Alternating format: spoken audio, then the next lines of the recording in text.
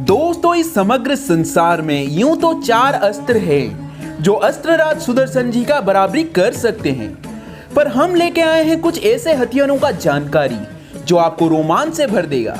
नमस्कार दोस्तों, मेरा नाम है सुज्ञान और मैं आपके सामने उपस्थित हूँ सत्य संधान सीरीज के तीसरे एपिसोड में। तो बिना देरी किए चलिए शुरू करते हैं आज की इस नए एपिसोड को। पिनाक धनुष। दोस्तों, ये धनुष भगवान देवाधिदेव महादेव जी के अस्त्र है। 8.5 मीटर लंबा ये धनुष को त्रिपुरासुर के वध के लिए बनाया गया था। बाद में महादेव इस धनुष को प्रभु श्री परशुराम जी को उपहार के स्वरूप दे दिए थे। फिर प्रभु श्री परशुराम ये धनुष को राजा जनक को दिए।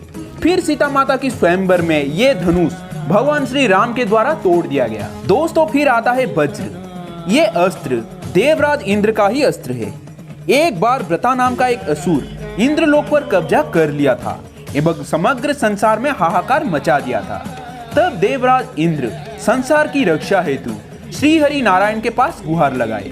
प्रभु बोले, व्रतासुर के वरदान के कारण वो लकड़ी अथवा धातु से निर्मित अस्त्र से नहीं मरेगा, इसलिए दधीचि ऋषि के अस्थि से एक हथियार बनाया जाएगा जिसके द्वारा ही इसका अंत संभव है। फिर महर्षि दधीचि खुद अपना शरीर त्याग कर दिए और उनके रीढ़ की हड्डी से वज्र का निर्माण हुआ। इसके द्वारा प्रहार होने पर दुश्मन के ऊपर प्रचंड बिजली गिरता है। फिर आता है वरुणास्त्र। ये अस्त्र भगवान वरुण जी का है। इसका खासियत ये है कि इसको आप जल की तरह किसी भी आकार से ढाल सकते हो। अगर गलत मंत्र उच्चारण करके इसको आवाहन किया जाए तब चलाने वाले का प्राण संकट में आ सकता है। महाभारत युद्ध में ये अस्त्र अर्जुन, द्रोणाचार्य, धृष्टद्युम्न एवं सात्यकी के पास था। दोस्तों, फिर आता है ब्रह्मास्त्र। यह ब्रह्मा जी का ही अस्त्र था। इस अस्त्र के संधान मात्र से ही दुश्मन तो नष्ट होता ही, पर आसपास के जगह भी तहस नहस हो जाता था। इस अस्त्र के संधान से आसमान से आग की बारिश होता था। 12 साल तक वहां कोई पेड़ पौधे नहीं उगते थे।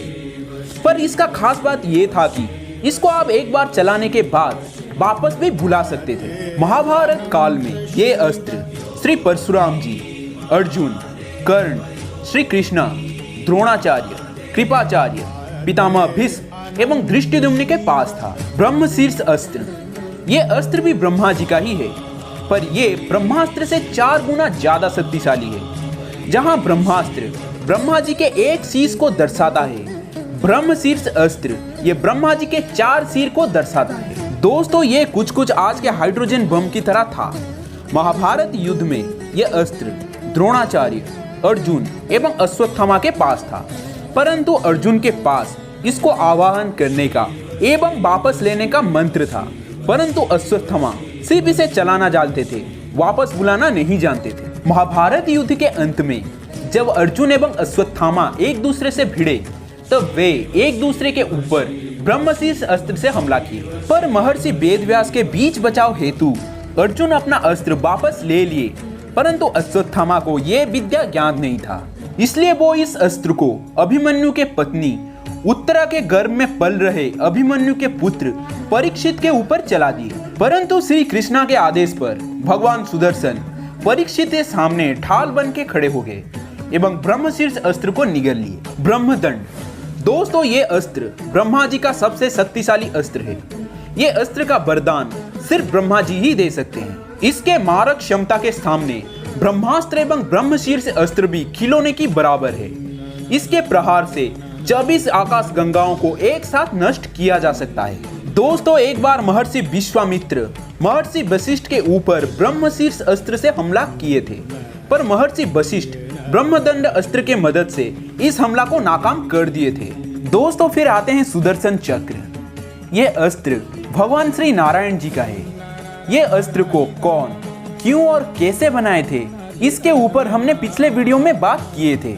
अगर वो वीडियो आपने अब तक नहीं देखा तो मेरे चैनल के प्लेलिस्ट में जाकर आप ये वाला वीडियो देख सकते हैं। खैर, सुदर्शन चक्र में 1,08,000 धारदार दांत होता है, पर कुछ किताब में ये दांतों की संख्या 108 बताया गया है। सुदर्शन चक्र में 2 चक्र हैं। जब ये दोनों चक्र एक दूसरे के विपरीत दिशा में घूमते हैं तब संसार का ऐसा कोई पदार्थ नहीं जिसे ये काट ना सके। इनके क्रोध से बचने का सिर्फ एक ही उपाय है और वो उपाय है आत्मसमर्पण।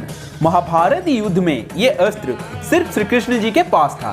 दोस्तों फिर आता है हनुमान जी के गदा। यूं तो हनुमान जी को कोई अस्त्रों का आवश्यकता ही नहीं है। वो दया, क्षमा, शक्ति और पराक्रम के प्रतीक हैं। दोस्तों हनुमान जी अमर हैं। उनके शरीर को कोई भी अस्त्र भेद नहीं सकता, कोई भी अस्त्र उन्हें बांध नहीं सकता। वो खुद श्री महादेव जी के रुद्र अवतार हैं। वो सूर्य देव, अस्त्रराज सुदर्शन, यहाँ तक कि पाशुपतास्त्रों को भी निगल गए थे। फिर भी उनके पसंदीदा हथियार गदा है। दोस्तों ऐसा कहा जाता है कि हनुमान जी के गदा की मदद से हम समय को भी पीछे ले सकते हैं। दोस्तों फिर आता है शिव जी के त्रिशूल। इस त्रिशूल को विश्वकर्मा जी ने ही बनाया था। इसके 3 सिरे सत, तम एवं रजगुण को दर्शाता है, इसलिए शिव जी को निर्गुण कहा जाता है। शिव जी तीनों गुणों के ऊपर हैं। दोस्तों ये अस्त्र अचूक है। एक बार चलाने पर यह वापस नहीं आता जब तक शिव जी इसे वापस आने का अनुमति ना दे दे। इस अस्त्र की मदद से गणेश जी एवं ब्रह्मा जी के 5वां मस्तक काटे गए थे। दोस्तों फिर आता है पशुपतास्त्र। यह अस्त्र महादेव जी के सर्वश्रेष्ठ हथियार है। इसको संकल्प, वाणी, दृष्टि एवं कमान की मदद से चलाया जा सकता है। जब पाशुपतास्त्र को छोड़ा जाता है तब ये संसार के समग्र पशु, मानव, राक्षस, दानव, यक्ष, यहाँ तक कि देवताओं की शक्ति भी सोख लेता है। महाभारत युद्ध में यह अस्त्र सिर्फ अर्जुन के पास था, पर महादेव जी के आदेश पर अर्जुन ये अस्त्र कभी ना चलाने का वचनबद्ध थे। नारायण अस्त्र। दोस्तों ये अस्त्र भगवान विष्णु जी के सर्वश्रेष्ठ अस्त्र है। जब ये अस्त्र को चलाया जाता है तब आसमान से करोड़ों विध्वंसक गोले का बारिश होता है। दोस्तों नारायण अस्त्र को आप जितना ज्यादा प्रतिरोध करोगे ये और भी ज्यादा शक्तिशाली होता जाएगा। दोस्तों महाभारत युद्ध में जब अश्वत्थामा ये अस्त्र को पांडवों के ऊपर चलाया तब श्री कृष्ण जी सबको आत्मसमर्पण करने को कहा, क्योंकि सुदर्शन चक्र की तरह नारायण अस्त्र भी आत्मसमर्पण करने वालों के ऊपर हमला नहीं करते हैं। दोस्तों ये था हमारे पूर्वजों के द्वारा इस्तेमाल किया हुआ कुछ दिव्य अस्त्र, जिसका बराबरी आज तक भी हम नहीं कर पाए हैं। दोस्तों आशा करता हूँ वीडियो आपको जरूर अच्छा लगा होगा।